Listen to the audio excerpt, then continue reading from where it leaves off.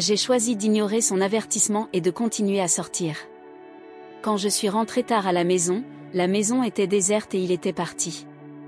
Parfois, nous préférons faire les choses à notre manière parce que nous voulons montrer que nous pouvons faire les choses à notre manière. Il avait évoqué le fait que je sortais toujours le soir, mais j'étais déjà dans mes habitudes. J'avais une phobie FOMO et je ne voulais manquer aucun plaisir. Au lieu d'écouter mon petit ami, j'ai écouté mes amis, et maintenant je regarde. Je m'appelle Molly et je suis une femme de 24 ans. Le nom de mon petit ami est Raj et j'aurais aimé l'écouter à la place de mes amis quand j'étais seule. Maintenant que je suis là, pensant mes blessures, j'aurais aimé faire les choses différemment, peut-être que je ne me serais pas retrouvée dans une situation aussi difficile qui m'aurait laissé confus et déprimé. J'ai failli me perdre à ce moment-là et je ne veux pas que le passé se répète. 26. Mes filles et moi sommes allés à la fête d'anniversaire d'un ami à Washington.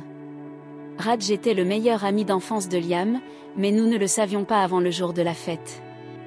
Raj est un gars beau, intelligent, SM, soigné et sophistiqué. C'est aussi un excellent fêtard, on ne peut s'empêcher de passer un bon moment avec lui. Au fur et à mesure que la fête avançait, Raj et moi sommes rapidement devenus amis et nous avons passé la nuit à mélanger les énergies et les personnalités. C'était complètement inattendu, mais nous nous entendions très bien. Nous avons fini par échanger nos numéros et mes amis ont commencé à se plaindre que je voyais Raj depuis trop longtemps, alors je les ai largués. Certaines personnes ne comprennent tout simplement pas que lorsque votre âme se connecte à quelqu'un, vous avez l'impression de pouvoir rester avec lui pour toujours. Raj et moi sommes devenus amis proches après cela, et nous le sommes toujours maintenant.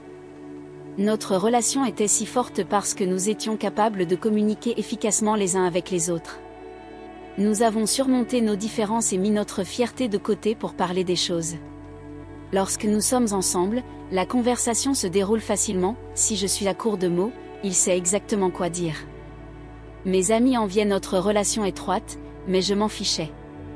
Mes sentiments pour Raj grandissaient rapidement, alors j'ai fait comme si je ne vivais rien alors que j'étais en réalité tout le contraire. J'étais complètement amoureux de l'amour de ce type à l'époque. C'est terrible de devoir cacher ses vrais sentiments aux autres parce que vous avez peur qu'ils vous rejettent, mais après 3 mois de relation, Raj et moi avons finalement rompu et nous sommes avoués nos sentiments. Notre relation a été pleine de hauts et de bas, mais nous avons surmonté tout cela en nous faisant confiance et en communiquant efficacement. Nous avons tout fait ensemble et c'était un vrai bonheur. Je sortais occasionnellement pour m'amuser seule, me permettant d'être libre et authentique avec lui.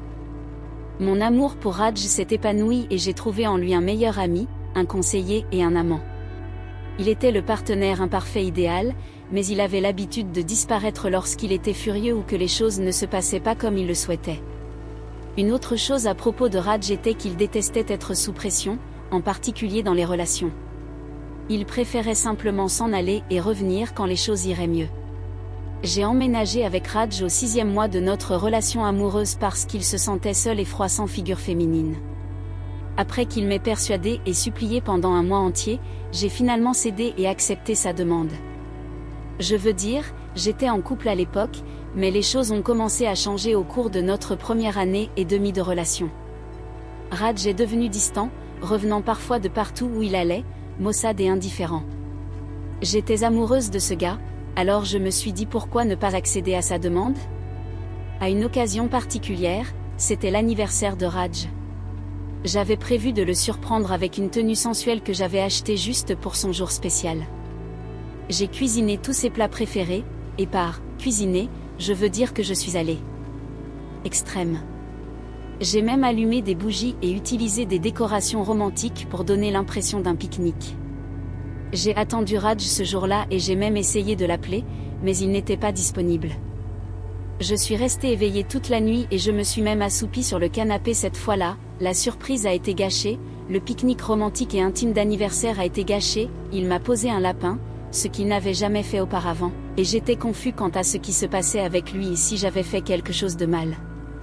Pour aggraver les choses, il a éteint son téléphone lorsque j'ai essayé de l'appeler pour la 3e fois. J'ai été dévastée par ses actes et je ne savais pas comment réagir lorsqu'il est revenu le lendemain. J'avais l'impression d'avoir gaspillé tous mes efforts pour planifier une fête d'anniversaire spéciale pour lui, et maintenant il allait simplement ignorer mes appels, pire encore, éteindre son téléphone quand il me verrait lui envoyer un SMS. J'avais commencé à me demander si j'étais peut-être juste une nuance pour lui, si je n'étais pas la personne la plus importante de sa vie. J'attendais que quelque chose se passe entre nous, et pendant que j'essayais d'être patient avec lui et de régler le problème, il m'a assuré qu'il n'y avait rien de mal, mais chaque fois que ces pensées revenaient, j'étais écrasée et mon cœur déchiré en lambeaux. Je n'avais aucune idée de ce qui se passait dans la vie de Raj et j'avais peur qu'il ne me trouve plus intéressant. Nous avons eu une conversation au cours de laquelle il a expliqué qu'il subissait beaucoup de pression au travail. Il s'est excusé pour son comportement et a promis de changer. Je ne le croyais pas, mais je voulais qu'il fasse ses preuves sans que je m'en prenne à lui comme un taureau. Quelques jours ont passé et il n'avait toujours pas changé. En fait, son comportement s'était aggravé, conduisant à des disputes.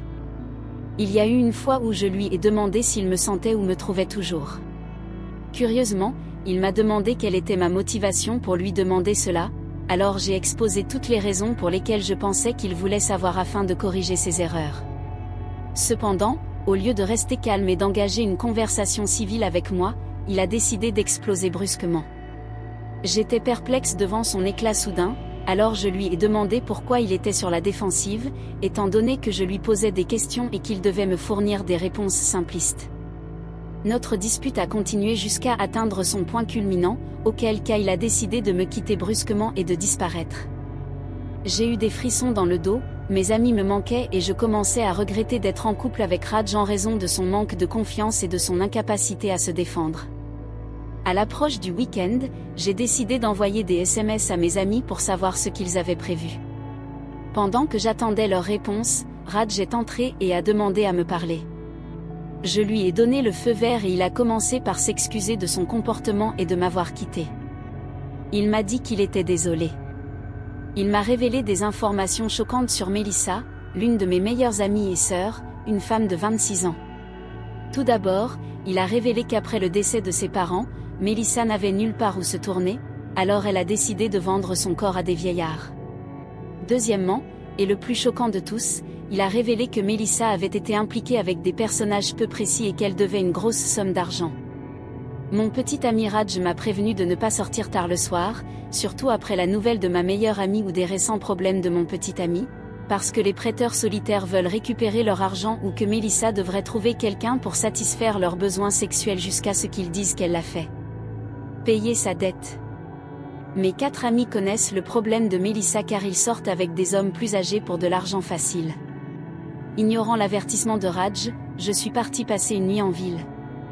Nous étions censés nous retrouver en ville avant d'aller dans le club suggéré par mes amis, mais j'ignorais complètement que je me mettais dans une situation très risquée. Ma soi-disant ex-meilleure amie Melissa était impliquée dans toutes sortes de problèmes et je ne voulais pas ruiner mes projets avec elle. Mes amis avaient déjà répondu, et je ne voulais pas rester dans la maison et laisser Raj me manipuler ou me faire chanter émotionnellement. C'était un samedi soir typique alors que le soleil se couchait, projetant une teinte orange sur l'horizon. Alors que je me préparais pour une nuit de détente à l'extérieur de la maison, un ami m'a appelé et m'a dit de les rencontrer dans un club nouvellement ouvert. Plus tard, nous nous joignions à un rassemblement spontané dans une discothèque populaire du centre-ville. Ressentant la monotonie, ma routine consistait en travail, en sorties sociales occasionnelles et en rentrant chez moi à la tombée de la nuit. Cependant, ma nature maladroite habituelle m'a conduit sur un chemin aux conséquences imprévues. J'ai profité de l'occasion, sans tenir compte des avertissements qui me harcelaient. Mon copain, qui avait toujours été là pour me prévenir des dangers de la nuit, m'avait supplié et menacé de partir si je mettais à exécution mon projet de retrouver mes amis. Malgré mon amour pour Raj, il m'avait traité avec un tel mépris et un tel dédain que j'ai commencé à me considérer comme rien de plus qu'une nuisance. J'avais besoin d'une pause, d'un peu d'espace, et j'avais besoin de m'éloigner de Raj.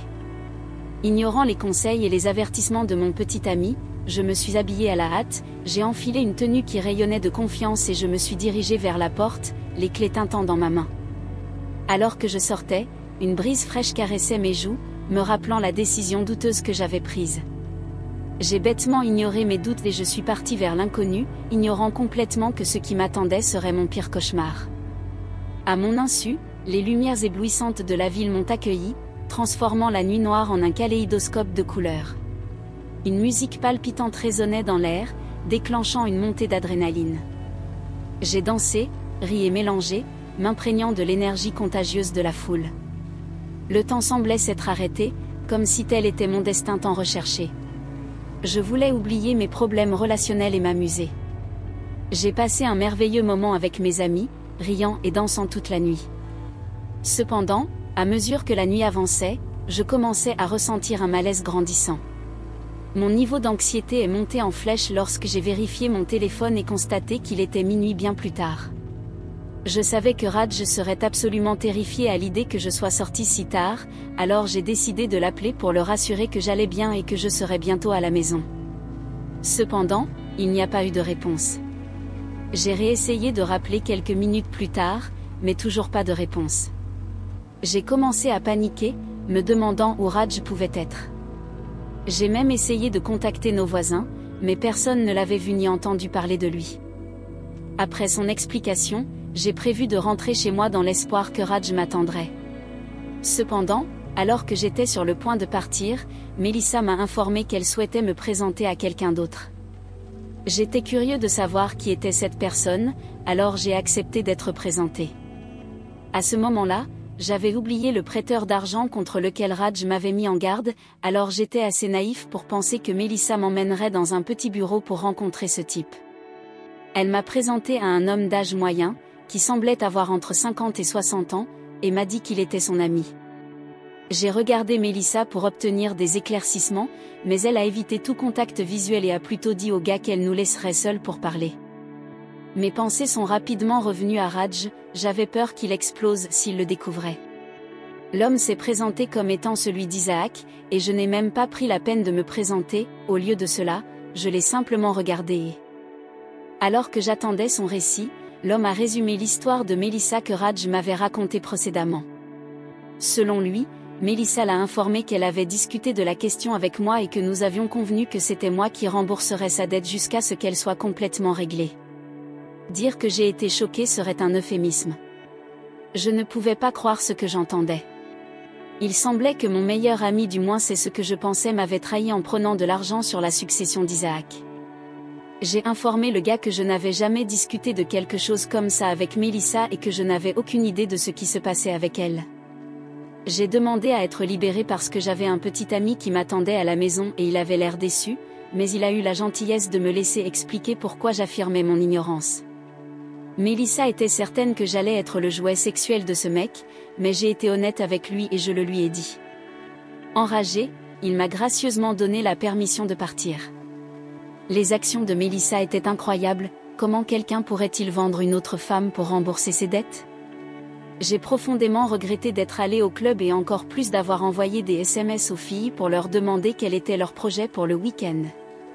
Je savais que je devais m'excuser auprès de Raj pour avoir ignoré ses avertissements alors que j'étais encore ivre de bliss. J'étais tellement ivre que je ne pouvais rien entendre ni voir autour de moi. J'ai hélé un taxi et j'ai marmonné l'adresse de ma maison alors qu'il filait à toute allure dans des rues désertes.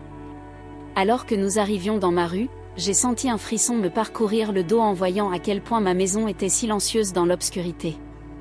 Je suis sortie du taxi en titubant et j'ai cherché mes clés, mais lorsque j'ai ouvert la porte, j'ai été accueillie par un silence inattendu, brisant le charme de ma propre ivresse.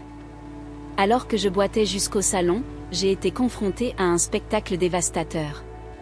La maison était sombre et déserte, et j'ai désespérément cherché Raj, mais il était introuvable. J'ai essayé de le joindre par téléphone, mais son message est arrivé sur la messagerie vocale.